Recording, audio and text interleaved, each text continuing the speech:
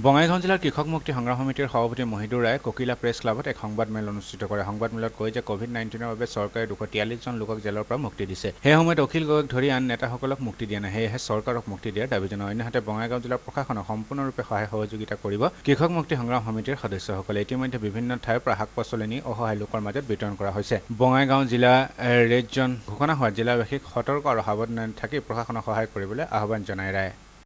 অসমৰ ডিটেনশ্যন কেম্পৰ পৰা জেলৰ পৰা 243 জন কয়দীক এৰি দিলে বিদেশীক।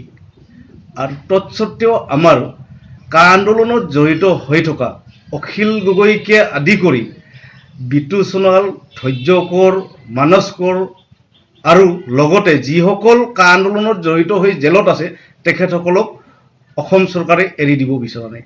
আমি অসম চৰকাৰক অনুৰোধ জনাওঁ, অতি সোনকালে কা আন্দোলনত জড়িত হোৱা প্ৰতিজন সংগ্ৰামী যাতে অতি সোনকালে মুক্ত আকাশৰ তলত এৰি দিয়ে। কাৰণ কিবাকে যদি জেলত গৈ যদি কোভিড-19 গৈ পায় তেতিয়াহ'লে নিশ্চয় যদি আমাৰ সংগ্ৰামী সতীৰ্থৰ ভিতৰত কাৰোবাক যদি আমি হেৰুৱাওঁ তেতিয়াহ'লে ইয়াৰ বাবে দায়ী হ'ব চৰকাৰ।